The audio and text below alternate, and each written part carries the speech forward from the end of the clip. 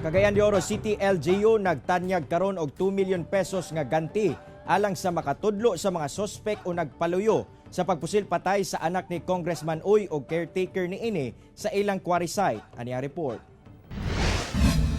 Human gipamusil patay sa milabay nga semana si Barangay Carmen Kagawad Roland Sherwin Tawi Uy ug ang caretaker sa ilang quarry site nga si Samuel Pabalan. Nagbugna gilayon ang kapulisan og Special Investigation Task Group nga mututok sa kaso. Ug aron mas mapadali ang pagsulbad sa kaso, mitanyag karon ang Cagayan de Oro City LGU og 2 million pesos nga reward sa makatudlo sa mga sospek. To anyone who could give information that would lead to the identification, arrest, and prosecution before a court of justice of the assailant or assailants, no?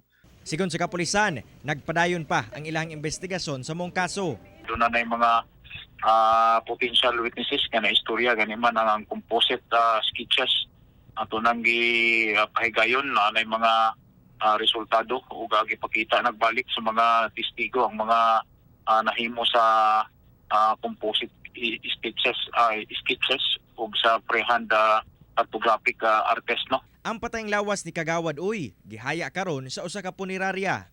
Miapaw usab ang nagpadangat sa ilang pahisubo sa pamilyang Uy. Ang igsuon nga si Vice Mayor Joaquin Uy mipadayag sa iyang gibati nang hinaot kini nga ilang makabot ang hustisya. Siyempre naa na may threat gid, no. Di na maginato na kalikayan nga naingon ana. So mali salamat ko nga labi na ang authority bahin sa peace and order sa PNP o sa PDEA nga dili gid gusto nga mahitabuan ni. Kauban si Makoy Sempron sa kamera. Ako si Cyril Chavez para sa One Mindanao.